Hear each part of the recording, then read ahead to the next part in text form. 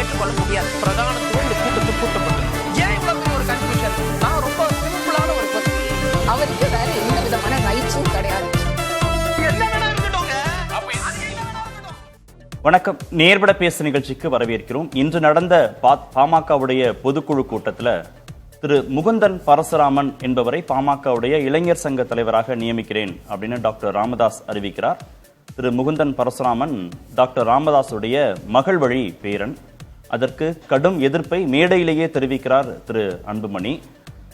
மீண்டும் குடும்பத்திலேருந்தே ஒருத்தர் வரணுமா அப்படின்னு விமர்சனத்தை முன்வைக்கிறார். அதற்கு திரு ராமதாஸ் ஒத்துக்கொள்ளாத நிலையில திரு முகுந்தன் பரசுராமன் தான் இளைஞர் சங்க தலைவர் அப்படிங்கிறத மீண்டும் உறுதிபட தெரிவிக்கிறார். அதனால நான் பனையூர்ல தனியாக கட்சி அலுவலகம் திறந்துட்டேன் அப்படின்னு ஒரு தொலைபேசி எண்ணை கொடுத்து என்னை பார்க்க வருகிறவர்கள் பனையூருக்கு வாங்க அப்படின்னு மேடையிலேயே அழைப்பு விடுக்கிறார். இதுதான் இன்றைய நேர்பட பேசுவின் பேசுபொருள். டாக்டர் ராமதாஸ் திரு அன்புமணி இடையே நடக்கக்கூடிய இந்த மோதல், தந்தை மகனிடையே மேடையிலேயே வெடித்த பனிப்போர், பாமகவின் எதிர்காலம் என்னவாகும் அப்படிங்கிற தலைப்புல பேசியிருக்கிறோம். மூத்த பத்திரிகையாளர் திரு ஐயநாதன் பங்கேற்றிருக்கிறார். மூத்த பத்திரிகையாளர் திரு ஆர் கே ராதாகிருஷ்ணன் இணைந்திருக்கிறார். அரசியல் விமர்சகர் திரு ரவீந்திரன் துரைசாமி பங்கேற்றிருக்கிறார். அரசியல் விமர்சகர் திரு சுமன் ஸ்ரீராமன் இன்னும் சற்று நேரத்தில் இணைய இருக்கிறார். வணக்கம் விருந்தினர்கள் அனைவருக்கும். நம்ம நிகழ்ச்சியை தொடங்குவதற்கு முன்பாக பாமகவுடைய பொதுக்குழு மேடையில் டாக்டர் ராமதாஸுக்கும் திரு அன்புமணிக்கும் இடையே நடந்த அந்த வார்த்தை மோதலை நம்ம ஒரு முறை பார்த்துடலாம். இன்னொரு முக்கிய அறிவிப்பை உங்களுக்கு சொல்லுகிறேன். கட்சியினுடைய தலைவர் அன்புமணிக்கு 50 தொகுதியில் 1000 x 100 50 தொகுதியில் வெற்றி பெறணும்னா ஒரு நல்ல இளைஞர் மாநில இளைஞர் சங்க தலைவராக பரசுராமன் முகுந்தன் அவர்களை அறிவிக்கிறேன். மேல வாப்பா இருக்காரா? முகுந்தன்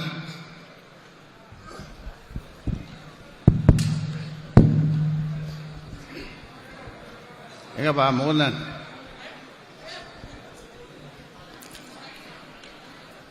மாநில இளைஞர் சங்க தலைவிக்கிறேன். அவருக்கு எல்லா வகையிலும் உதவியாக இருப்பதற்காக போயிட்டாங்க. அதனால் இன்றையிலிருந்து அவர் அந்த பொறுப்பை ஏற்று மாநில இளைஞர் சங்க தலைவர் பொறுப்பை ஏற்று அன்புமணிக்கு உதவியாக எனக்கா? ஆமாம், எனக்குலாம் வேணாம். அவனுக்கு இப்பதான் 4 மாசம் வந்தான். கட்சியில 4 மாசத்துக்கு முன்னாடி வந்திருக்கிறான். அவனுக்கு இளைஞர் சங்கம்னா என்ன அனுபவம் இருக்குது அவனுக்குலாம்? என்ன அனுபவம் இருக்கு? வேற என்ன போட்டு பண்ணுங்க, நல்ல அனுபவசாலியா பண்ணுங்க. தான் நான் சொன்னேன், களத்துல நல்ல ஆள் வேணும், நல்ல திறமையா வேணும்னு. வந்த உடனே போய் அப்புறம் இளைஞர் சங்க பொறுப்புல போட்டு நான் சொல்றதுதான் நீங்க சொல்லுங்க, கேட்கணும். யாரா இருந்தாலும் நான் சொல்றதுதான் கேட்கணும். எல்லாம் பண்ணுங்க, நீங்க பண்ணுங்க. புரியுதா? நான் சொல்றதை கேட்கலன்னா யாரும் இந்த கட்சியில இருக்க முடியாது. இது நான் உண்டாக்குற கட்சி. நான் சொல்றதை கேட்கலன்னா யாரும் இந்த கட்சியில இருக்க முடியாது. என்ன சரின்னா சரி, போ.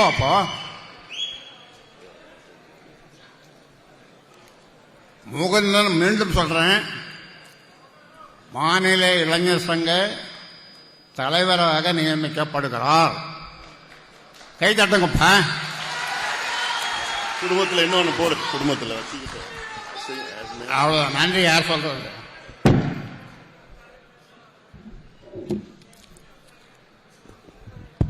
நிறைவாக நன்றி சொல்ல வருகிறார். இந்த அதாவது சென்னையில பனையூர்ல எனக்கு ஒரு அலுவலகம் நான் வச்சிருக்கிறேன். ஒரு புதுசா ஒன்று ஆரம்பிச்சிருக்கிறேன். அங்க வந்து எல்லாம் என்ன பார்க்கலாம். பனையூர்ல, சென்னை பனையூர்ல அலுவலகம் ஒன்று திறந்திருக்குது. 3வது தெருவில் வச்சிருக்குது. போன் நம்பர்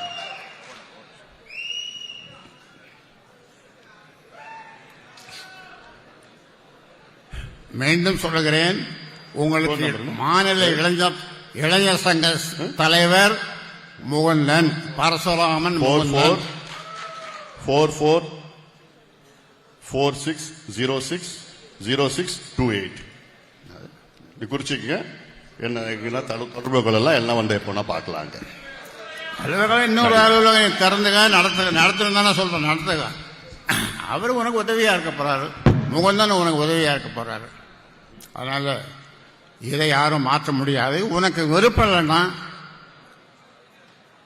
இல்லைன்னா அவ்வளவுதான், வேற என்ன சொல்ல முடியும்?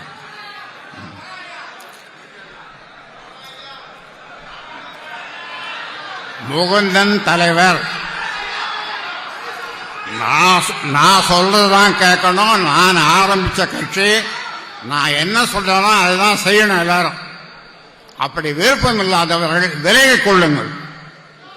யாராக இருந்தாலும் விருப்பம் இல்லாதவர்கள், என் பேச்சை கேட்காதவர்கள் விலகிக் கொள்ளலாம். திரு ஆர்கே, நீண்ட நாள் தந்தைக்கும் மகனுக்கும் இடையே நீடித்து வந்த பனிப்போர் பகிரங்கமா மோதலா மேடையிலேயே வெடிச்சிருச்சு இன்னைக்கு அப்படின்னு புரிஞ்சுக்கணுமா அதை? நிச்சயமாக. அதுக்கு முன்னால ஒரு காலத்தில் சொன்னார், என் மகனை இல்லைன்னா குடும்பத்திலேருந்து யாராச்சும் கொண்டு வந்தா என்ன சாட்டையால் அடிகள்லாம் சொன்னார். அப்போவே அதன் பிறகு வந்து அவரை கொண்டு வரும்போது நான் அப்பவே கேட்டேன், ஐயா உங்களுக்கே நல்லா இருக்கா அப்படின்ட்டு. அப்போ அப்படியே மழுப்பிட்டு போயிட்டார். அந்த வினை வந்து இன்னைக்கு வந்து இப்படி நிற்குது. அதை தாண்டி நாளை கட்சி எப்படி பயணிக்க வேண்டும் என்றதில் தான் டாக்டர் ஐயா அவர்களுக்கு பெரிய ஒரு வருத்தம், சங்கடம் இன்னைக்கு வந்திருக்கிறது. அது ஏன்னு பார்த்தீங்கன்னா, நமக்கு தொடர்ச்சியாக பார்த்தீங்கன்னா 2016 மாற்றம் முன்னேற்றம் அன்புமணி படுதோல்வி, 2019 வந்து இது தேர்தல், மத்திய தேர்தல், அதில் கம்ப்ளீட்டாக ஊற்றிச்சு. 2021 வந்து 5 சீட்டு ஜெயிக்கிறாங்க அதிமுக பாஜக கூட்டணியில். அதன் பிறகு 2024 மறுபடியும் கம்ப்ளீட் வாஷ் அவுட் ஆகுது. தருமபுரியில் அன்புமணியோட வைஃப் தான் கண்டெஸ்ட் பண்ணுறாங்க, தருமபுரி சௌமியா வந்து கண்டெஸ்ட் பண்ணுறாங்க. அப்போ அதுவும் குடும்பம் தானே. அப்போவே வந்து ஒரு ஸ்டாண்ட் எடுத்திருக்கலாம், அன்புமணி சொல்லியிருக்கலாம் என் குடும்பத்திலிருந்து யாரும் வரக்கூடாது அப்படின்னு சொல்லியிருக்கலாம். அப்போ அது குடும்பம் என்று ஏற்றுக்கொண்டால் இதுவும் குடும்பம் என்று ஏற்றுக்கொள்ள வேண்டும். இல்லை என்றால் அது வந்து கட்சி பணிக்காக அவர்களோட நிறைய பண்ணியிருக்காங்க, பசுமை தாயகம் அந்த மாதிரி நிறைய பண்ணியிருக்காங்க, அதே மாதிரி முகுந்தனும் பண்ணுவார் என்ற அந்த அடிப்படையில் வந்து ஏற்றுக்கொள்ளலாம். அப்போ எங்கே ரொம்ப முரணா இருக்கு இல்லையா? அப்ப இந்த ஒரு இடத்துல சௌமியா வந்து பசுமை தாயகம் ஆரம்பிச்சு ரொம்ப நாள் இருந்தாங்கிற அடிப்படையில அவருக்கு அனுமதி கொடுத்திருப்பார் அன்புமணி. இவர் 4 மாதம் தான் ஆயிடுச்சு முகுந்தன் பரசுராமன்றதுனால எதிர்க்கிறார் அப்படின்னு புரிஞ்சுக்கணுமா? இல்ல அப்படி கூட முடியாது இல்லையா? அவங்க என்ஜிஓ நடத்துறாங்க, ஓகே, அதுல இருந்து மாற்று கருத்து இருக்க முடியாது. ஆனா கட்சி பணி எவ்வளவு செய்திருக்காங்க இருக்கு இல்லையா?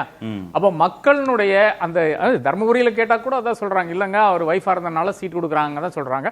அப்ப கூட நல்லா ஃபைட் பண்ணாங்க, நல்ல ஃபைட்லாம் நம்ம வந்து ஒத்துக்கொள்ளத்தான் வேணும். ஆனா தோத்துறாங்க. அப்ப தோத்தனால என்ன ஆகுதுன்னு பாத்தீங்கன்னா, எங்கேயுமே வந்து ஒரு இடத்துல கூட 2016 தேர்தலையோ 19 தேர்தலையோ 21 தேர்தலையோ 24 தேர்தலையோ 10 வருடம் ஆகுதுங்க. 2014 இருந்து 10 வருட காலத்தில் வந்து எங்கேயுமே அதிகாரத்தில் கிடையாது. எங்கேயுமே ஒரு ஸ்ட்ராட்டஜி வகுக்கிறதுல பல தவறுகள் நடக்கிறது. 2016 வேணா நீங்க ஒத்துக்கொள்ளலாம், நல்ல ஸ்ட்ராட்டஜியாக எடுத்துக்கொள்ளலாம். ஏன்னா அப்போ ரொம்ப ஒரு சூழ்நிலை அப்படி இருந்து, ஜெயலலிதா வந்து எல்லா இடத்துலையும் கேம்பெயின் பண்ண முடியாத ஒரு சூழ்நிலை, கலைஞர்னால கேம்பெயின் பண்ண முடியாத சூழ்நிலை, மக்கள் நல கூட்டணி உருவான சூழ்நிலை. அந்த சூழ்நிலையில நிச்சயமாக அன்புமணியுடைய ஸ்ட்ராட்டஜி வேணா சரி ஒர்க் அவுட் ஆகலாம். அது ஒரு ஜாதி கட்சி கிடையாது, நாங்க தமிழகத்துக்காக இருக்கின்ற அனைவருக்காக இருக்கின்ற வளர்ச்சி கட்சி என்று வேணாலும் அப்ப ஏற்றுக்கொள்ளலாம். ஆனால் அது பெரிய ஒரு மிஸ்டேக் ஆகுது. அதன் பிறகு மறுபடியும் தவறு பண்றாரு. 2019 2021 மறுபடியும் தவறு பண்றாரு. திமுக கூட்டணியில் இருந்தா நிச்சயமாக இன்னைக்கு வந்து ஒரு நல்ல இடத்துல இருந்திருப்பாங்க. ஆட்சியில் பாத்தீங்கன்னா அமைச்சர்கள் இருந்திருக்க முடியாது. ஆனால் ஆட்சியில் இருக்கின்ற கட்சி இல்லை என்றால் ஒரு திருமா கட்சிக்கு நிகரான, இல்லை என்றால் அதுக்கு நேராக ஒரு ஜுட்டா போக்ஸ்ட் ஒரு கட்சியாக இருந்திருக்கும். இன்னைக்கு அது கூட கிடையாது. இன்னைக்கு திருமா தானே எல்லா இடத்துலையும் நிறைஞ்சு நிற்கிறாரு. அதாவது இந்த நார்தன் பெல்ட் எடுத்து பார்த்தீங்கன்னா அவர் தான் நிறைஞ்சு நிற்கிறாரு. அப்ப இந்த அளவுக்கு வந்து கட்சி கீழே போனதுக்கு காரணம் அன்புமணி தான் என்று டாக்டர் ஐயா வந்து கருதுகிறாரு. அதன் பிறகுதான் அவர் நினைக்கிறார் இது மட்டும் ஒற்றை தலைமை என்ற இவர் வந்து அன்புமணியால ஹேண்டில் பண்ண முடியாது, நாம இன்னொரு ஒருத்தரை கொண்டு வந்து அவரையும் நாம் வந்து வளர்த்து விட வேண்டும் என்ற ஒரு இடத்துக்கு வந்து ராமதாஸ் ஐயா வர்றாரு. அதன் பிறகுதான் இந்த மாதிரியான டிசிஷன் எடுக்கிறாரு. அப்ப கட்சி எப்படி பயணிக்க வேண்டும்?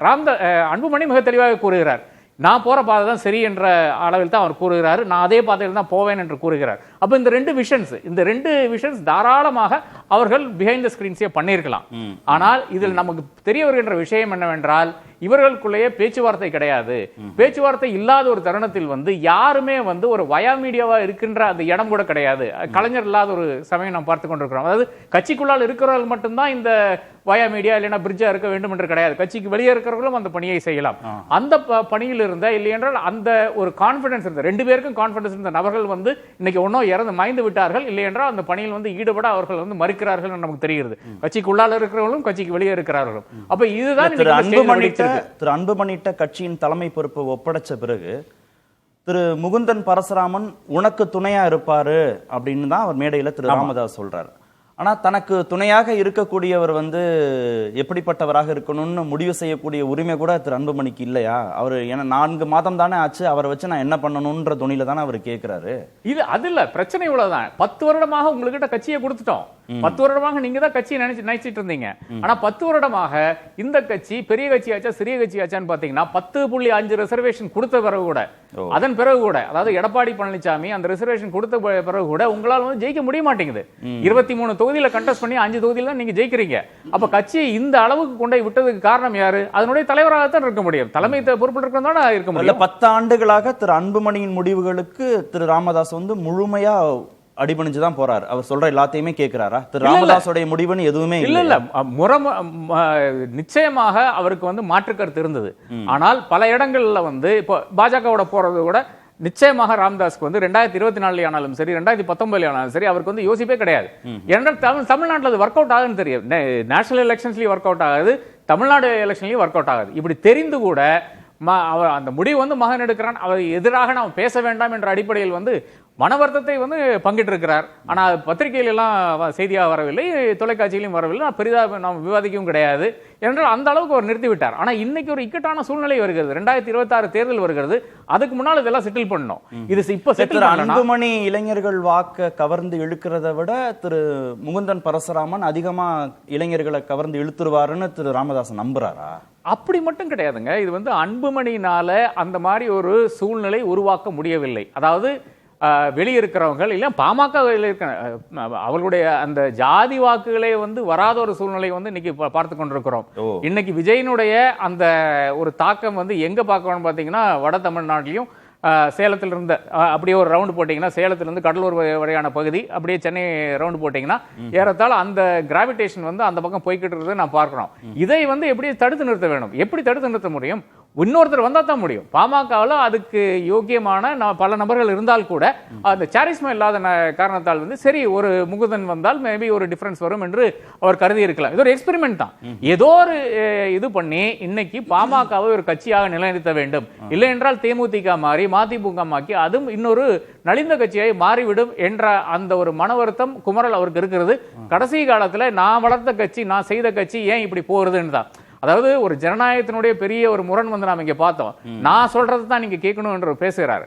அது ஏன்னு பாத்தீங்கன்னா வேற ஒன்றும் கிடையாது. நான் வளர்த்த கட்சி இப்படி ஆகி போச்சு அந்த ஆதங்கத்தை தான் நான் பார்க்கிறோமே தவிர நிச்சயமாக அது ஒரு ஆன்டி டெமோக்ராட்டிக் ஸ்டாண்டாக நான் பார்க்க வேண்டிய அவசியம் இல்லை. கட்சியுடைய எதிர்கால பயணத்திற்கான வழிகாட்டுதலாக அவருடைய பேச்சு இருக்கா? திரு ராமதாஸோட பேச்சு இருக்குன்னு பார்க்கணுமா? அதை என்னுடைய பிரச்சனை இவ்வளவுதான். அவருக்கு ஒரு ஆதங்கம் இருக்கிறது, மகனுக்கு ஒரு ஆதங்கம் இருக்கிறது. இதை ரெண்டையும் அவங்க வெளிப்படுத்துறாங்க.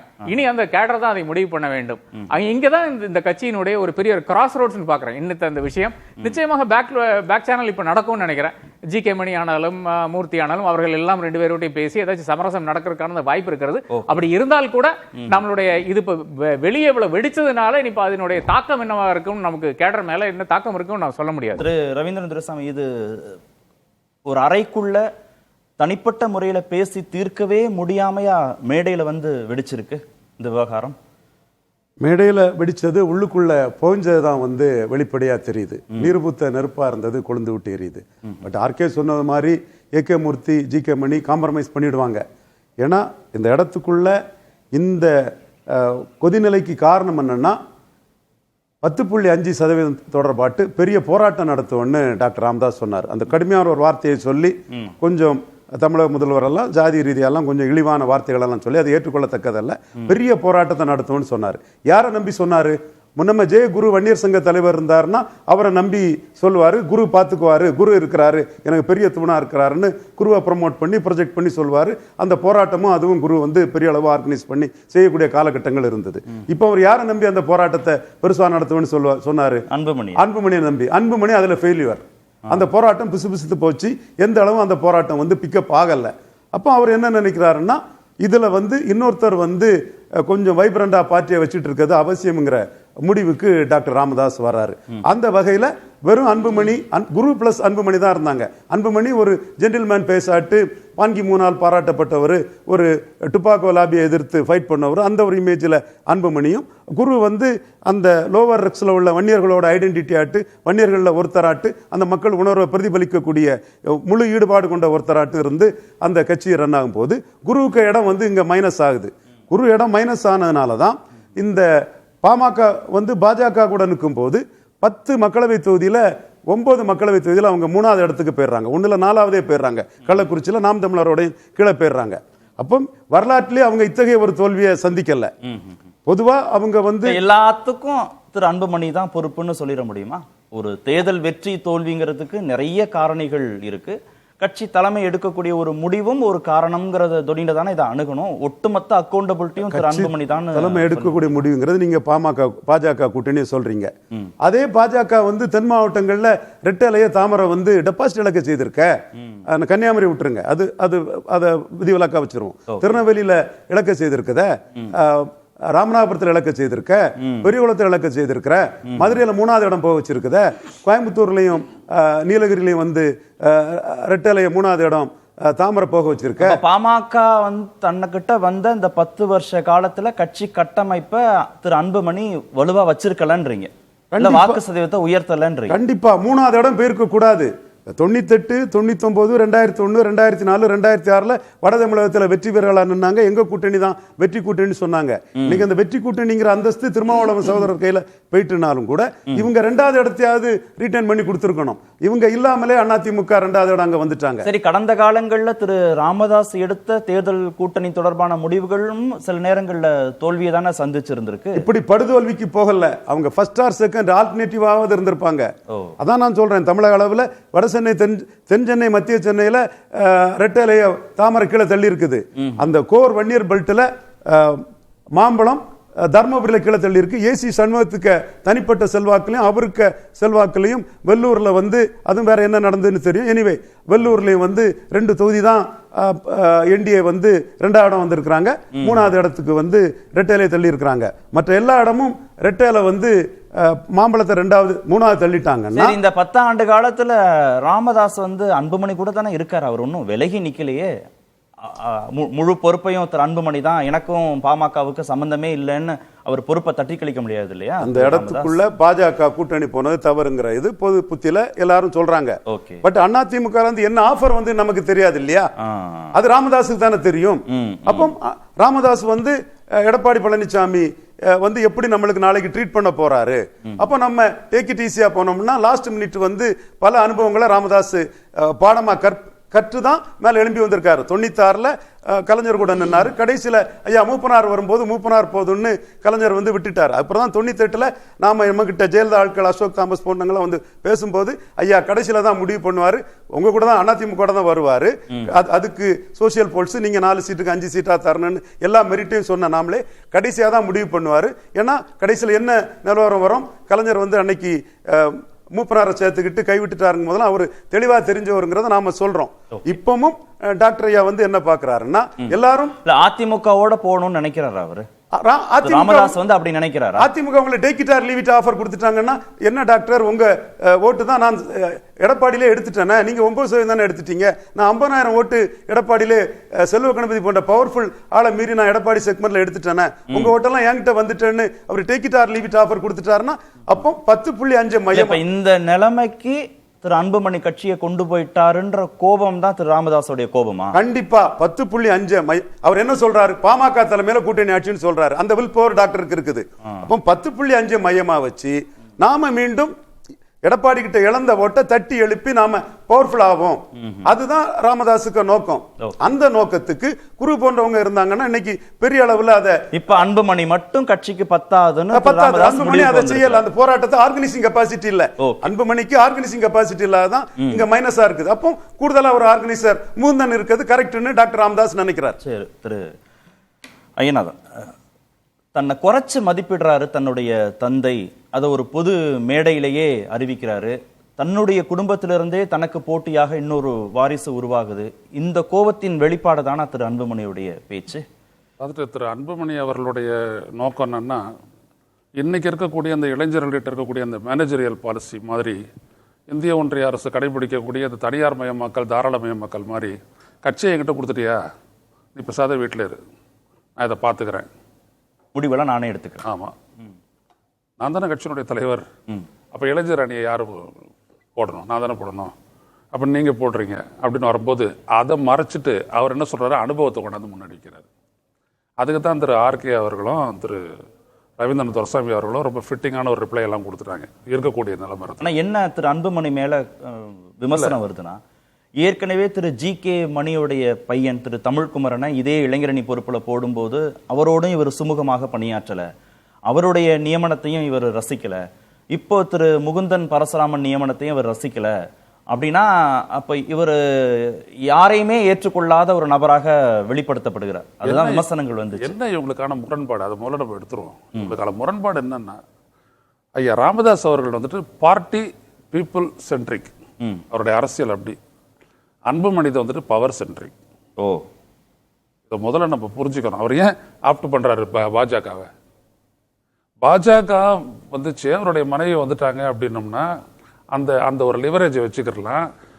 நாளைக்கு வந்துட்டு இந்திய ஒன்றிய அரசு அமைச்சர் பதவியை பெறலாம். இல்ல, அதிகாரத்தை நோக்கி போகணுன்ற எண்ணம் திரு ராமதாஸுக்கு இல்லவே இல்லையா? இல்ல, ராமதாஸுக்கு இருக்கு. ஆனா அது கட்சி வழியா வந்துட்டு கட்சியை வந்துட்டு கொண்டுட்டு போனோம் அப்படின்றது இல்லை. அவரு அதற்கான அடிப்படையா கட்சியினுடைய பலத்தை நம்ம இதை விவாதிச்சிருக்கிறோம். இதே தொலைக்காட்சியில பாஜகவா அஇஅதிமுகவா பாமகவுக்கு இருக்கக்கூடிய ஆப்ஷன் என்னன்னு வரும்போது கிடையவே கிடையாது. பாஜக பேசணும். ஆனா ஒரு நாள் காத்தால வந்துட்டு பாத்தீங்க அப்படின்னோம்னா 2 பேரும் கையெழுத்து போடுறாங்க அண்ணாமலை முன்னிலையில. அப்போ அதற்கு முன்னாடி நடந்த பொதுக்குழுவிலேயே வந்துட்டு கட்சி வந்துட்டு அதிமுகவோட போகலாம் அப்படின்னு தான் சொல்லுது. திரு ராமதாஸும் வந்துட்டு அதுக்கு செவி சாய்க்கிற மாதிரி தான் தலையசைப்பெல்லாம் செஞ்சாரு. சரி, அதை மட்டும் கொஞ்சம் கிளாரிஃபை பண்ணுங்களேன். கட்சியை கொன்னுட்டு அதிகாரத்துக்கு போகணுமா, கட்சி கட்டமைப்பை பலப்படுத்தி அதிகாரத்துக்கு போகணுமா? கட்சி கட்டமைப்பை பலப்படுத்தி அதிகாரத்துக்கு போகணுன்றது ராமதாஸோட எண்ணம். கட்சி கட்டமைப்பை பலவீனப்படுத்தி அதிகாரத்துக்கு போறது அன்புமணியோட எண்ணம். இல்ல, அப்படி சொல்ல முடியாது. அது அப்படி கிளியர் கட்டா நம்ம போட முடியாது. இவருக்கு பவர் வேணும், இவருக்கு பதவி வேணும், இவருக்கு அதிகாரம் வேணும், அவ்வளவுதான். நேரா மூக்க தொட்டான சுத்தி மூக்க தொட்டான இல்ல நம்ம அப்படியே நடந்துக்கிட்டாங்க. அவங்க நேரடியா மூக்க தொடலையே. அன்புமணி நேரா அனுபவத்தை சொல்றாருல்ல. அப்ப இவரை கொண்டு வரும்போது அந்த அனுபவத்தெல்லாம் ஏன் இவர் மறந்தாரு? ஏன் இவருக்கு மேல வந்துட்டு அதுக்கு ஜி.கே. மணி இல்லையா? இல்ல இந்திய ஒன்றிய அரசுல மிக சிறப்பாக செயல்பட்ட ஏ.கே. மூர்த்தி இல்லையா? இது அந்த கட்சியினருக்கு கூட கோபம் உண்டு என்னுடைய வார்த்தை. ஆனா நான் பொதுவா எப்படி அப்படின்னோம்னா, a cadre based politics alone is the right path. தொண்டர்களை அடிப்படையாக கொண்ட அரசியல் இயக்கம் மட்டுமே வெற்றி பெறும், நிலைத்து நிற்கும். இதுல ராமதாஸ் வந்துட்டு ரொம்ப தெளிவா இருப்பாரு. ஐயா அவர்களுக்கு நல்லா தெரியும், அவர் வந்துட்டு மக்களையும் கட்சியையும் சார்ந்து நிற்கக்கூடியவர். இவர் அப்படி இல்லை. ரெண்டாவது விஷயம், அவருடைய முடிவுகளுக்கு மரியாதை தரலன்னு போது தான் மறுபடியும் அதிகாரத்தை வந்துட்டு கையில எடுக்கிறதுக்காக அவர் இவரை நியமிக்கிறாரு. இதை இவர் எதிர்க்கிறார். அது அவருக்கு தெரியும். அவங்க 2 பேருக்குள்ள அது தெரியும். ஆஹா வராரு, கட்சியை மறுபடியும் கண்ட்ரோல் எடுக்க வராரு அப்படின்றது அது தெரியும். உடனே அவர் இதை எதிர்க்கிறாரு. சோ இவ்வளவுதான் அதை நம்ம புரிஞ்சுக்கணும். அன்புமணிக்கு தெரியாதா கட்சியுடைய கட்டமைப்பு இருந்தாதான் அதிகாரத்தை நோக்கி நகர முடியும்? கட்சி வளர்ச்சியில வந்துட்டு அன்புமணியினுடைய பங்கு என்ன அப்படின்றது வந்துட்டு திரு அன்புமணி அவர்களுக்கும் தெரியும், திரு ராமதாஸ் ஐயா அவர்களுக்கும் தெரியும், நம்மளுக்கும் தெரியும். ஆமா தெரியும், எல்லாருக்குமே தெரியும். அந்த கட்சி எப்படியாப்பட்ட தொண்டர்களால், எப்படிப்பட்ட தியாகங்களால் எப்படியெல்லாம் வளர்ந்து பலம் பெற்றது. பலம் பெற்றதற்கு பின்னால் அன்புமணி அங்க இடத்துல இருக்காரு. பலம் பெறுபவரே யாரு? இப்ப அங்க இருக்கிற அந்த மேடையில் இருக்கக்கூடிய பலரும் பாத்தீங்கன்னா அந்த நேரத்துல அப்படியான ஒரு கடுமையான நிலையில, நெருக்கடியான நிலையில திரு ராமதாஸ் வளர்ச்சி எப்ப சந்திச்ச அந்த சோதனைகளை எல்லாம் சந்திச்சவங்க தான் அங்க இருக்கிறாங்க. அதையெல்லாம் தாண்டி அன்புமணி கொண்டு வரும்போது அப்பயே ஒரு அனுபவத்தை பத்தி கேட்கல. அந்த முடிவுகள் எடுக்கிறதுல முதல்ல அதிகாரம் இருக்கா மற்றவங்களுக்கெல்லாம்? அதான் நான் கேட்குறேன். அப்போ ஒரு கட்சி இது வந்துட்டு இது பாருங்க, இது மாடர்ன் டைம்ஸ்ல இல்ல, அப்ப என்ன நோக்கம்? திரு அன்புமணியுடைய கோபத்துக்கு ஒரு நோக்கம் இருக்கும்ல. அதான் நீங்க அவரு நீங்க சொல்ற மாதிரி திரு ஜி.கே. மணிட்ட இருக்கக்கூடிய பொறுப்பு தனக்கிட்ட வருகிற போது அவர் புன்முறுவலோடு அந்த பொறுப்பை ஏத்துக்கிறாரு. தன்னுடைய மனைவியை நாடாளுமன்ற தேர்தலுக்கு வேட்பாளராக அறிவிக்க வருவது அவருக்கு மீண்டும் குடும்பத்திலேருந்து வர்றாங்களேங்கிற நெருடல் இல்லை, அப்போ புன்முறுவலோடு ஏத்துக்கிறார். மகள்வழி பேரன் ராமதாஸ் தரப்புல இருந்து வர்றாரு, உள்ள குடும்பத்திலேருந்து ஒருத்தர் வருகிறாருங்கிற போது இவருக்கு 4 மாதம் தானே அனுபவம் இருக்குன்ற இது அந்த பெர்செப்ஷன் கோபம் ஏன் வருது? நம்முடைய அதிகாரத்துல கொக்கி போடுறாரு. ஓ, தலையிடாதீங்க அப்படின்றது அவருடைய நோக்கம், நான் இன்டர்ஃபியரன்ஸ். அது முடியாது, நான் என் கட்சியை விட்டு தர மாட்டேன் தான் சொல்றாரு ராமதாஸ். ராமதாஸ் ஆமா, அவர் தான் நிறுவன தலைவர். இன்ன வரைக்கும் நீங்க போட்டுட்டு இருக்கிறீங்களே, நிறுவன தலைவர், அவரால் நியமிக்கப்பட்டவர் அன்புமணி ராமதாஸ். இது யதார்த்தம், இது எல்லாருக்குமே தெரியும். ரெண்டாவது என்ன அப்படின்னா, ராமதாஸுடைய மகன் அப்படின்றதுனால தான் அன்புமணியினுடைய ஏற்புடைமை பாமக இருக்கே தவிர வேற எதுக்காகவும் கிடையாது. பாமக அப்படின்றதனுடைய அந்த கட்சி அப்படின்றதுல பார்த்தீங்கன்னா பெரும் பகுதி அது இன்ஃப்ளூயன்ஸுக்கு உட்பட்டது அப்படின்னோம்னா அது ஐயா ராமதாஸனுடைய இன்ஃப்ளூயன்ஸுக்கு உட்பட்டது தான். இதில் மறுப்பதற்கெல்லாம் எதுவுமே கிடையாது. ஆக இங்கே முடிவெடுக்கக்கூடிய அதிகாரத்தில் இருந்துட்டு அவரை தள்ளிங்க அப்படின்னோம்னா பெரியவர் ஏற்றுக்கல, as simple as that. அப்போ இவ்வளோ பெரிய தோல்வியை சந்திச்சிட்ட உடனே நான் இதை மாற்றணும்னா நான் மறுபடியும் அதிகாரத்தை என் கைக்குள்ளே கொண்டு வரணும். அப்போ என்ன சொல்கிறாரு, ஒரு பலம் வாய்ந்த சக்தி மிக்க வன்னி இளைஞர்களை எல்லாம் இயக்கிறதுக்கான ஒரு கருவியா காடுவெட்டி குரு இல்லாத ஒரு சூழல்ல காடுவெட்டி குருவனுடைய மகளும் மருமகனும் ஒரு சக்தியா எமர்ஜாகக்கூடிய அதே பில்டை எமர்ஜாகக்கூடிய ஒரு சூழல்ல டக்குனு இவர் என்ன பண்றாரு, தன்னுடைய பேரனை கொண்டு வந்து அந்த இடத்துல எடுத்துறாரு. அவருக்கான ஒத்துழைப்பு கிடைச்சிரும்ன்றதெல்லாம் இவருக்கு தெரியும். இவ்வளவுதான். இப்ப இது என்ன அப்படின்னம்னா, ஒரு கட்சி அப்படின்னு நினைக்கிறவங்க கட்டாயம் ராமதாஸ் ஐயா பின்னாடி நிற்பாங்க. ஒரு அதிகாரம் அப்படின்னு நிற்கிறவங்க கட்டாயம் அன்புமணியோட நிற்பாங்க. இந்த மோதல் இதுக்கு மேல தைலாபுரமா அல்லது அவ்வளவுதான். தமிழ்நாடு அடுத்த அரசியல் தலைநகரமாவே பனையூர் மாறிடும் போல இருக்கு நிறைய இடங்கள். திரு சுமந்த், நீங்க என்ன நினைக்கிறீங்க, இந்த பிரச்சனைக்கான ஆரம்ப புள்ளி எதுன்னு? கடந்த ஒரு 2-3 வருஷமாவே ஒரு புகைச்சல் இருந்திருக்கிறது. அது பாமக தரப்புகள் பேசும்போது அவங்க ஒரு மாதிரி கருத்து வேறுபாடுகள் அதெல்லாம் ஒண்ணும் இல்லைங்க, பெரிய விஷயம்லாம் இல்லை, ஒருத்தருக்கு ஒரு ஐடியா இருக்கும் அப்படிங்கிற பேசிஸ்ல அப்படி போயிட்டு இருந்துச்சு. ஆனா இன்னைக்கு நடந்தது வெளிப்படையா எல்லாரும் பார்த்துட்டோம். இதுல என்ன நடந்ததுன்னா, இந்த 2024 பாராளுமன்ற தேர்தலுக்கு முதல் அந்த கூட்டணி காலங்கார்த்தால போறாங்க. அண்ணாமலை, திரு எல் முருகன் எல்லாம் போயிட்டு தைலாபுரத்துக்கு போய் அங்கேயே கையெழுத்து அந்த ஒப்பந்தத்துல வாங்குறதுக்கு முதல் நாள் ஒரு மாலை 8 மணி 7 மணி 8 மணி வரை அதிமுகவிடம் கிட்டத்தட்ட ஒரு அஷூரன்ஸ் மாதிரி கொடுத்திருக்கிறார்கள். இந்த மாதிரி அது பெரியவர் சொன்ன அடிப்படையில் கொடுக்கப்பட்டதாகத்தான் கூறப்படுகிறது. அதாவது இல்லை, நாங்க அதிமுக தான் கூட்டணி போறோம் அப்படிங்கிறது எப்ப சொல்றது, ப்ரீவியஸ் நைட்டு 7 மணி 8 மணி வரைக்கும். அடுத்த நாள் காலையில நீங்க பாத்தீங்கன்னா I think it was 8 o'clock or something morning. அது ரொம்ப ஒரு ஆபீஸ் டைமோ ஒர்க்கிங் டைம்ல கூட கிடையாது, காலங்காலம் போயிட்டு வந்துட்டாங்க. ஸோ இது அப்போ ஒரு மிகப்பெரிய ஒரு நெகட்டிவ் இம்பாக்ட். ஏன்னா பாமக பெரும்பாலான தொண்டர்கள் அந்த மீட்டிங் போட்டு தொண்டர்கள் கருத்து கேட்கறேன்னாங்க. அந்த தொண்டர்கள் பெரும்பாலானோர் அதிமுக கூட்டணி தான் கேட்டாங்க. ஆனால் இந்த இஷ்யூ ஒரு லாஸ்ட் ஸ்ட்ரா மாதிரி திரு மருத்துவர் ராமதாஸ் அது பாமகவுக்கு ஒன்றும் புதுசு இல்லையே. நீங்க கூட்டணி தொடர்பான பேச்சுவார்த்தைங்கிறத பாமக கடந்த நாடாளுமன்ற சட்டமன்ற தேர்தல்கள்ல இறுதி நேரம் வரைக்கும் ஒரு கட்சியோட நடத்துவாங்க, கூட்டணி வேற கட்சியோட தானே வச்சுப்பாங்க. அது வேற விஷயம். இங்கு மகனுக்கும் தந்தைக்கும் இடையே இந்த கருத்து வேறுபாடினால் மகன் பாஜகவோட தான் கூட்டணி வைக்கணுங்கிறாரு, தந்தை அதிமுகவோட கூட்டணி வைக்கணுங்கிறாரு. ஆமா. சோ இது ஒரு மிகப்பெரிய ஒரு விரிசலை ஏற்படுத்தியது. அந்த ரிசல்ட் பெரியவருக்கு சொன்ன கருத்து சரி என்பது போல்தான் அமைந்தது. நிச்சயமா உங்களுக்கு 2-3 விஷயம் கிட்டத்தட்ட ஒரு 10 ஆண்டு காலம் திரு ஐயநாதன் சொன்ன கருத்துக்களை கிட்டத்தட்ட ஒரு 80% எனக்கும் உடன்பாடு இருக்கு. ஏன்னா திரு அன்புமணி அவர்களுக்கு ஒரு லாங் ரோப் ஒரு வாய்ப்பு கொடுக்கப்பட்டிருக்கிறது. ஒரு அதிகாரம் மிகவும் குறைந்த வயதில் ஸ்ட்ரெயிட்டாவே தந்தையினால் கொண்டு போய் மத்திய அமைச்சரவையில உட்கார வைக்கப்பட்டார். அதெல்லாம் மாற்று கருத்தே இல்லை. அவருடைய அரசியல் திறமையினால் மத்திய அமைச்சரானாரா 2004? சொல்லுங்க பார்க்கலாம். இவர் பாட்டாளி மக்கள் கட்சி அங்கு ஒரு கூட்டணி கட்சியாக அங்கம் வகித்தது. அதில் ஒரு உறுப்பினராக திரு அன்புமணி போய் அங்க உட்கார்றார். அதுவும் பிகாஸ் ஆஃப் ஹிஸ் ஃபாதர்.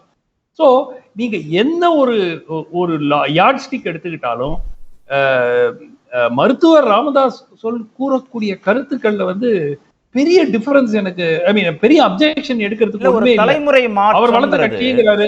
இல்ல, ஒரு தலைமுறை மாற்றம்ங்கிறது எல்லா இடங்கள்லயும் நடக்கும். ஒரு குடும்பத்துல நடக்கும், ஒரு நிறுவனத்துல நடக்கும், ஒரு கட்சிக்குள்ளேயும் நடக்கும் தானே.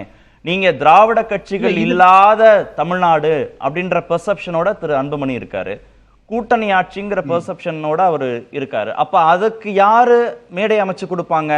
பாஜக அதை ஒத்துக்குது. திராவிட கட்சிகள் இல்லாத தமிழ்நாடு கூட்டணி ஆட்சிங்கிறத ஒத்துக்குது. அப்போ ஒரு தலைமுறை மாற்றம்னு வரும்போது இந்த பெர்செப்ஷனோட இருக்கிற அன்புமணிக்கு ஒரு இயல்பாகவே அசோசியேட் ஆகக்கூடிய இடம் பாஜக தானே.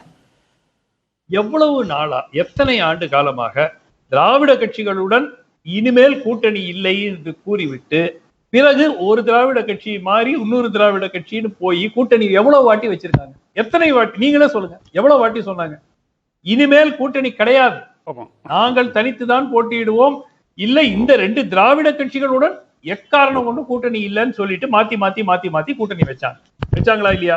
சோ அது வேற. நான் சொல்வது தந்தைக்கும் மகனுக்கும் ஏற்பட்டிருக்கிறது. 2வது மிக முக்கியமான பாயிண்ட், இப்போ திரு முகுந்தன் அவர்கள் ஒரு தேர்ட் பார்ட்டியா இருந்தாக்க பிரச்சனை இந்த அளவுக்கு இருக்குமா என்று தோணவில்லை. குடும்பத்திற்குள்ள இருக்கிறார். சோ திரு அன்புமணி அவர்களுக்கு ஒரு இன்செக்யூரிட்டி இருக்கும் இல்லையா? இவ்வளவு நாள் அவர்தான் கட்சி, அடுத்தது கட்சி அவருக்கு தான். தன்னுடைய குடும்பத்திலிருந்து மகள் யாராவது கொண்டு வரலான்னு திரு அன்புமணி நினைச்சு அதற்கு மாறாக திரு ராமதாஸ் செயல்படுறாருன்னு கோபம் இருக்கு. இல்ல நான் என்ன கேக்குறேன், ஒருவேளை ஒரு ஹைப்போதெட்டிக்கல் சிச்சுவேஷன், திரு முகுந்தன் அவர்கள் திறமையாக செயல்பட்டு ஒரு நாளைக்கு ஒரு அன்புமணிக்கு ரொம்ப வயசாலைங்க, is only in is mid 50s. அவர் இந்தியன் பாலிடிக்ஸ் பிரகாரம் அவருக்கு இன்னொரு 25 வருஷம் இருக்கு பாலிடிக்ஸ்ல. சோ அவருக்கே ஒரு போட்டி வரக்கூடாது கட்சிக்குள்ள. இப்போ இவ்வளவு நாள் இருந்தவர்கள் எல்லோருமே குடும்பம் வேற ஒரு எலிவேட்டட் பெடஸ்டல், அதுக்கு அடுத்ததுதான் காங்கிரஸ் கட்சி மாதிரி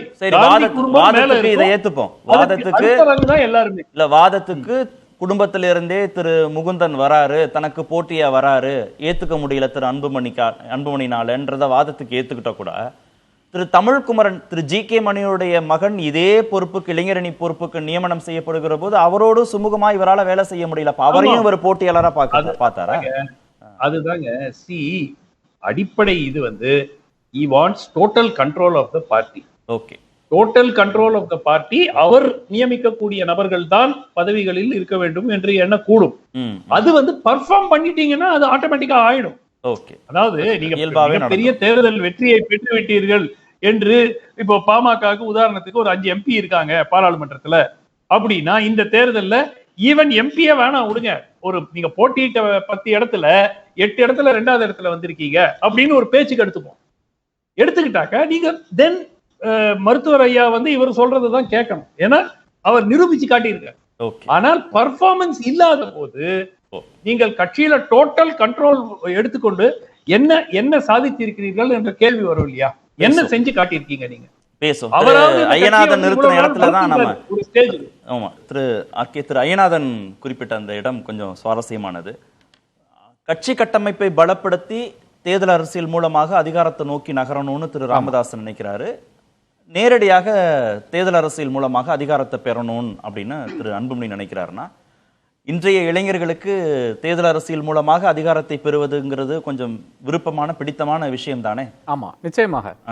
அன்புமணிக்கு எனக்கு ஒரே வயசு, ஆனா அதனால அவர் இளைஞர்னு சொல்ல முடியாது. என்னை விட இன்னொரு 6 மாசம் கம்மி தான். அக்டோபர்ல அவர் பிறந்தாரு, நான் மார்ச்ல பிறந்தேன். வருடத்தை சொல்லியா? 68. இதுல பிரச்சனை இவ்வளவுதான். ஒருத்தர் எவ்வளவு கஷ்டப்பட்டு ஒரு கட்சியை வளர்த்திருக்காரு. வைகோனுடைய கேஸும் அதே தான். எவ்வளோ கஷ்டப்பட்டு ஒரு கட்சியை வந்து வளர்த்திருக்காரு, எவ்வளோ அவப்பேர்கள் அந்த சமயத்தில், ஜாதி என்ற அவப்பேர் இவருக்கு. வைகோவுக்கு வந்து திராவிட கட்சியான தாய் கட்சியான திமுகவை உடைத்து வந்த, அதை வந்து காலி பண்ணணும்னு நாசமாக்கணும்னு நீங்கள் வந்தீங்க அப்படின்ற இந்த அவப்பேர், இந்த அவப்பேர்களை வைத்துத்தான் 2 பேரும் வந்து கட்சியை வளர்த்திருக்காங்க. அப்போ அதை தாண்டி அவர்களுடைய பிள்ளைகள் இந்த சீனுக்கு வரும்போது என்ன ஆகுதுன்னு பார்த்தீங்கன்னா அப்படியே மாறுது. எப்படி மாறுதுன்னு பார்த்தீங்கன்னா வேற ஒன்றும் கிடையாது, எங்களை வந்து நேராக வந்து பாராளுமன்றத்துக்கு அனுப்பிச்சிருங்க, நாங்கள் அங்கே போய் உட்காந்து மந்திரி ஆயிடுறோம், அதன் பிறகு வந்து நாங்கள் வந்து ஷைன் ஆயிடுறோம், WHO போவோம். எங்களான்றது கட்சிக்காரங்களையும் சேர்த்து சொல்றாங்களா, எங்களை மட்டும் அனுப்புங்க போதுன்றாங்களா? இல்ல, அங்கதான ஒரு முரண் வருகிறது. அங்கதான் வந்து கட்சியில் இருக்கின்ற தலைமையில் இருக்கின்ற ஒரு ஏகே மூர்த்தி ஆனாலும் சரி, அதுக்கு அந்த காலத்தில் இருந்த தலித் எழுமொழி ஆனாலும் சரி, இல்ல ஜிகே மணி ஆனாலும் சரி, அவர்கள் அனைவரும் வந்து ஏதோ ஒரு குரல் வந்து அந்த டைம்ல கொடுத்திருக்க வேண்டும். இன்னைக்கு அருண் பேசும்போது கூட சொல்லியிருக்காரு, எம்எல்ஏ அருண் கூட பேசும்போது சொல்லியிருக்காரு, ஒன்றும் ஒரு பிரச்சனை ஒன்றும் கிடையாது கட்சிக்குள்ளாலங்கிற பேசியிருக்காரு. மாலைக்குள்ளேயே அது செட்டில் ஒன்று ஆயிடும்னாரு. ஆமா, அது அது அது எந்த ஒரு அடிப்படையில் அவர் பேசுறாங்க? நம்ம ஒவ்வொருத்தரும் கட்சியில் இருக்கின்ற ஒவ்வொருத்தரும், அது அனைத்து கட்சிகளுக்கும் இருக்கின்ற ஒரு வியாதியாக நான் பார்க்கிறேன். அனைத்து கட்சியில் இருக்கின்றவர்களும் 2ஆம் நிலையில் இருக்கின்றவர்கள் என்ன செய்கிறான்னு பார்த்தீங்கன்னா, அது வந்து ஃபேமிலி சண்டைப்பா. அதாவது நீங்க கட்சிக்குள்ளால் இருக்கின்ற இந்த பிரச்சனைகள் இருக்கு இல்லையா, அது வந்து தலைமை என்ற பிரச்சனையை வந்து நீங்க செட்டில் பண்ணுங்க. தலைமைக்கு நாங்க யாரும் வரல, நாங்க வந்து இந்த இடத்துக்கு இருக்கிற அடிதான், அதாவது செகண்ட் பிளேஸ்க்கு இருக்கிற அடி குடும்ப பிரச்சனையா தான் பாக்குறாங்க நிர்வாகிகள். ஆமா, அதாவது தலைமையில் இருக்கின்ற பிரச்சனை குடும்ப பிரச்சனை. அந்த குடும்பத்தை நீங்க அடிச்சு வந்துருங்க, யாரோ அடிச்சு போட்டுங்க, நீங்க கடைசியில் அங்க வந்துடுறீங்க. ஆனா நாங்க கிடையாது அந்த இடத்துல. நாங்க எங்க இருக்கிறோம்? நாங்க 2வது இடத்துல இருக்கிறோம். அதாவது யார் ஜெயிச்சு வந்தாலும் அந்த ஒரு ஒலிகார்கி இருக்கும் இல்லையா, அதாவது டெமோக்ரஸியில வந்து இன்னைக்கு வந்து ராகுல் காந்தி கிட்ட ஒரு கோட்டரி இருக்கு இல்லையா, அதே மாதிரி ஒரு கோட்டரியாக நாங்க வந்து செயல்படுவோம். அதுதான் ஒரு மாடலா இருக்கிறது. நரேந்திர மோடிக்கு கூட தான் அது மாதிரி ஒரு கோட்டரி இருக்கு. அவர் வந்து அதிகாரிகளை வைத்திருக்கிறார், குஜராத்தில் இருந்து இம்போர்ட் பண்ணியிருக்கிறார். அதே மேட்டர் தான் இங்கே நடந்து கொண்டிருக்கிறது. இதுல என்ன பாத்தீங்கன்னா, முக்கியமாக எனக்கு அதிகாரம் வேணும் என்ற அந்த ஒரு வித்தியாசம் மட்டும்தான் இருக்கிறது. ராமதாஸுக்கும் அன்புமணிக்கு இருக்கின்ற வித்தியாசம் பாத்தீங்கன்னா, எனக்கு அரசு பதவி, அரசு அங்கீகாரம், அரசு அதிகாரம் இது தேவை என்று அன்புமணி கருதுகிறார். ராமதாஸ் பெரியவர் என்ன கருதுகிறார்னு பாத்தீங்கன்னா, எனக்கு மக்களுடைய அங்கீகாரம் வேண்டும் என்று அவர் கருதுகிறார். அதனாலதான் இன்னைக்கும் வந்து அவர்களுக்கு கிராமங்களிலையும் அந்த கம்யூனிட்டிகிட்டையும் அவர் வந்து அந்த அளவுக்கு செல்வாக்கு இருக்கிறது வந்து நிச்சயமாக அவருக்கு தான் இருக்கிறது. அன்புமணிக்கு நிச்சயமாக ஜெனரல் கவுன்சில்ல செல்வாக்கு இருக்கிறது அன்புமணிக்கு தான், என்றால் அவர் தான் அவருடைய ஆளுகள் தான் அங்க போட்டிருக்காரு. ஓகே, திரு ஐயநாதன், திரு ராமதாஸோட கை தான் ஓங்கி இருக்கா கட்சியில இன்னமும்? அவர் தான் கட்சி, அவரோட இருந்து வெளியேறினவங்க வந்துட்டு சொல்லலாம், நாங்களா கூட கட்சி அப்படின்லாம் சொல்லிட்டு இப்போ வெளியிலலாம் பலரும் பேசுகிறாங்க, அவங்களாம் இருக்கிறாங்க. ஆனால் பிரதான மையம் ஐயா மருத்துவர் ராமதாஸ் தான். ஒரு கிராமமாக போயிட்டு அவங்களுக்கெல்லாம் சேரை போட்டு உட்கார வச்சுட்டு இவரும் உட்காந்துக்கிட்டு பேசி பேசி பேசி பேசி அரசியல் வயப்படுத்திட்டாரு வன்னிய பெருமக்களை, வன்னிய இளைஞர்களை. அப்படிதான் அவர் அரசியல் வயப்படுத்தி இருக்கிறாரு. அவர் ஒரு ஃபோர்ஸாவே இருக்கிறாரு இன்ன வரைக்கும். அவர் ஒரு ஃபோர்ஸ். திரு ராமதாஸுக்கு எதிராகவும் யாரும் பேசல, அது அன்புமணி ஆதரவாளர்களா கூட இருக்கலாம். அதே மாதிரி திரு அன்புமணிக்கு எதிராகவும் யாரும் பேச, அன்புமணிக்கு எதிராக யாரும் பேச மாட்டாங்கன்னா, ஏன்னா அவர் வந்துட்டு ஐயாவோட புள்ளன்றதுக்காக தான். அவ்வளவுதான். இவர் தான். இப்போ நான் கேட்கிறேன், திரு அன்புமணி அவர்கள் வந்துட்டு மேலே இருந்து அமைச்சராக இருந்து சாதித்த சில விடயங்கள் இந்தியா முழுவதும் பலன் பெற்றது உண்மை. ஏகே மூர்த்தி போன்ற, திரு வேலு போன்றவர்கள் அரக்கோணத்தில் எம்பி, ரயில்வே திட்டங்கள் எல்லாம் தமிழ்நாட்டில் 80% பிராட்கேஜை கொண்டு வந்தது பாட்டாளி மக்கள் கட்சி. பாட்டாளி மக்கள் கட்சியினுடைய ஏகே மூர்த்தியினுடைய பேரு யூபியில கூட ஒலிச்சுது. அங்க இருக்கிற ஒரு ஸ்டாம்ப் இடப்போ போயிட்டு எல்லாத்தையும் கடந்து எல்லாத்தையும் கிளியர் பண்ணி போறதுக்கு ஒரு பாதை, வர்றதுக்கு ஒரு பாதைன்னு அதிகமான மக்கள் தொகை கொண்ட ஒரு இடத்துல கூட சாதிச்சவர். இங்க ரிசர்வேஷன் கவுண்டர்ல இந்த கார்டு தான் செல்லுபடி ஆகும் அப்படின்னு சொல்லும் போது தலையிட்டு அதை மாற்றினவர் ஏகே மூர்த்தி, சாதாரண மாற்றல. அப்போ அதே மாதிரி ஐயா பேராசிரியர் ராமதாஸ், அதே மாதிரி திரு தலித் எழில்மலை, இப்படி எல்லாமே இவர் தேர்ந்தெடுத்தெல்லாம் இருக்கு. ஒரு சிங்கிள் சென்டர்லாம் கிடையாதுங்க. அப்போ திரு ராமதாஸ் அவருக்கு பிக்கப் பண்ண தெரியும், யாரை எங்க வச்சு எங்க கொண்டு போக முடியும் அப்படின்றது தெரியும். எனவே அந்த அரசியல்னாலதான் அப்படிப்பட்ட தலைமைகளை திரு அன்புமணி இத்தனை ஆண்டுகள்ல 10 ஆண்டுகள்ல உருவாக்கினதாக இல்லைன்றீங்க. அடிப்படை தெரியாது. சாரி, இது நான் வந்துட்டு ஒரு எந்த அடிப்படையில் நான் சொல்லலை. நான் வந்துட்டு ஏதோ ஒரு இவர் கீழே இருந்து இந்த கட்சி வளர்க்கப்பட்ட இடத்துல அவர் இல்லை, இப்படி வச்சுக்கோங்க. நான் ஒன்றும் அவர் மேலே மதிப்பீடெல்லாம் நான் சொல்ல வரல. அவருடைய அந்த 108 ஆம்புலன்ஸாக இருக்கட்டும், இல்லை பொது இடத்தில் புகைப்பிடிக்கக்கூடாதுன்னு சொன்ன விடயமாக இருக்கட்டும், இதெல்லாம் ரொம்ப பாசிட்டிவான ரொம்ப பெரிய சாதனை தான், நான் மதிக்கிறேன், ஏற்றுக்கிறோம். ஆனால் ஒரு கட்சின்னு வந்துட்ட ஒன்று அது மக்கள் பேஸ்டு, கேடர் பேஸ்டு. இந்த இடத்துனால தான் ஜெயலலிதா கூப்பிட்டு 28 சீட்டை கொடுத்து பக்கத்தில் இருக்கிற சீட்டெல்லாம் வந்துட்டு தான் வாங்கிட்டு அதன் மூலம் 2001 ஆட்சி அமைக்கிறாங்க. நீங்கள் நல்லா கவனிக்கணும். வைகோ அண்ணனுக்கும் ராமதாஸுக்கும் இருக்கிறது பெரிய கிரிப்புன்னா மக்கள் மேலே, மக்கள் சக்தி அவங்களால இயக்க முடியும். மாயவரத்துலேருந்து இந்தாண்ட வரைக்கும் இயக்க முடியும் அப்படின்றது தானே அவங்களுடைய இது. அப்படியாப்பட்டதெல்லாம் இவங்களை சொல்ல முடியாது. திரு ரவீந்திரன், தான் சொன்னதை திரு அன்புமணி கேட்பதை தவிர, திரு ராமதாஸ் சொன்னதை திரு அன்புமணி கேட்பதை தவிர வேறு வாய்ப்பு இல்லையா திரு அன்புமணிக்கு? அந்த இடத்துக்கு கொண்டு வந்து நிறுத்தியிருக்காரா திரு ராமதாஸ்? அந்த மாதிரி தான் தெரியுது. அன்புமணி வந்து இன்னைக்கு விட்ட அறிக்கையில டாக்டர் ராமதாஸ் படத்தை மட்டும் போட்டா போதும், என் படத்தெல்லாம் போடாண்டான்னு சொன்னா அவர் தான் தலைவர்னு இவரோட கிளைமை வந்து அவர் என்டால்ஸ் பண்ற மாதிரி தான் தெரியுது. இங்க ரியல் மேட்டர் என்னன்னா, சகோதரர் ஐயநாதன் சொன்னது மாதிரி ராமதாஸ் பாமக தலைமையில் கூட்டணின்னு அனௌன்ஸ் பண்றாரு. அப்போ அவர் அலர்ட்டா இருக்கிறார். பாமக தலைமையில் கூட்டணின்னு அவர் சொல்றாருன்னா, நாம இன்னைக்கு வந்து 10.5 எடுத்து நம்மளை மீண்டும் ஸ்ட்ரெங்தன் பண்ண வேண்டிய காலகட்டம், அதற்கான நேரம் இது. அதை விட்டுக்கிட்டு பாமக கூட்டணி ஆட்சி வரும், பாமக இடம்பெறும் கூட்டணி ஆட்சி வரும்னு சொல்றது வந்து பார்கெனிங் போற அடிச்சிரும். கடைசியில் வந்து அது பெரிய இக்கட்டை வந்து பாமகவுக்கு கொடுத்துரும். ஏன்னா நீங்க கூட்டணி வரைக்கும் போறீங்க, கட்சி செயல்படணும். நீ வந்து திரு முகுந்தனை ஏத்துக்கிட்டா கட்சிக்குள்ள இருக்கலாம், இல்லைன்னா வெளியேறலாம்னு பகிரங்கமாகவே திரு ராமதாஸ் மேடையிலே அறிவிக்கிறாரு. சொன்னாலும் ஆனா பிடிக்காத ஒரு நபரை இந்த பொறுப்புல போட்டாருன்னு திரு அன்புமணி அவரோடு இணைந்து செயலாற்ற வேண்டிய ஒரு கட்டாயம், இந்த முரண்பாடு தொடர்ந்து கொண்டே தானே இருக்கும் கட்சி. அன்புமணியை வெளியேற்ற டாக்டர் ராமதாஸ் துளியும் விரும்பல. பட் அன்புமணியால மட்டும் போதாது, ஒரு 10.5க்கான போராட்டத்தை எடுக்கக்கூடிய ஒரு கெப்பாசிட்டி, போர்க்களத்தில் நிற்கக்கூடிய ஒரு கெப்பாசிட்டி அன்புமணிக்கு இல்லை. முகுந்தனை அடிஷனலா போட்டு நாம வைப்ரண்டா இருக்கிறோம், பலமா இருக்கும்னு சொன்னாதான் என்டியும் மதிப்பாங்க, எடப்பாடியும் மதிப்பாருங்கிறது. ஏற்கனவே திரு தமிழ்குமரனுக்கு திரு அன்புமணிக்கு பிடிக்கல, தமிழ்குமரன் நியமனம்ங்கிற அடிப்படையில கேடஸ் வேலை செய்யலன்னு தான் செய்திகள் வருது. அப்ப அதே மாதிரியான ஒரு நிலைமை தானே திரு முகுந்தனுக்கும் நடக்கும்.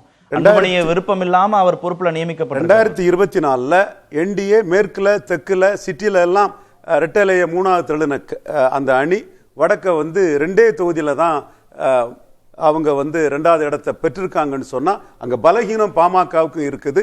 அந்த பலகீனத்தை சரி பண்ண அன்புமணியால மட்டும் முடியாது, முகுந்தனும் வேணும். பாமக தலைமையில் ஆட்சின்னு பாமகவை முன்னிறுத்தி நாம பெரிய ஃபோல்சாட்டு காட்டணும்னு டாக்டர் ராமதாஸ் நினைக்கிறாரு. அன்புமணி ஏதோ ஒரு அலையன்ஸ் நமக்கு வரும்னு நினைக்கிறாரு.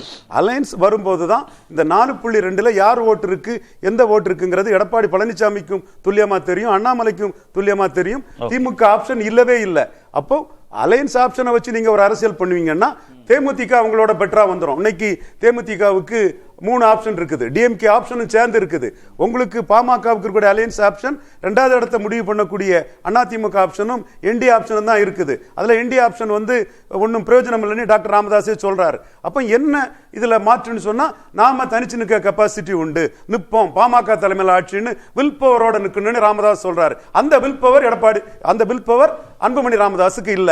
அவரு எடப்பாடி பழனிசாமி மதிப்பாரு, என்டிஏ மதிப்பாரு நினைச்சாருன்னா அந்த நேரம் வரும்போது உங்க பலம் இவ்வளவுதான், 24ல நீங்க தான் பலகீனப்பட்டிருக்கீங்க, நாங்க தெற்க மேற்க சிட்டில எல்லாம் பாமக கேட்கிற தொகுதிகள் எண்ணிக்கை அடிப்படையில் கிடைக்காது. பாமகவின் பலகீனம் பூத் வைஸ் டாக்டர் ராமதாஸுக்கு தெரியும். அது 26 பேரத்துல எதிரொலிக்கும். இப்பவே நாம பலமா நின்னு நாம இல்லைன்னா யாருக்கு வைத்த வழியோ அவங்க நமக்கு அதிக சீட்டு கண்டு தரட்டுங்கிற அளவுக்கு ராமதாஸ் வந்து கட்சியை கொண்டு போகணும்னு நினைக்கிறார். நீங்க பேரம்னு சொன்னீங்கன்னா உங்களோட மற்றவங்க பேரம் ஏறி போகும்.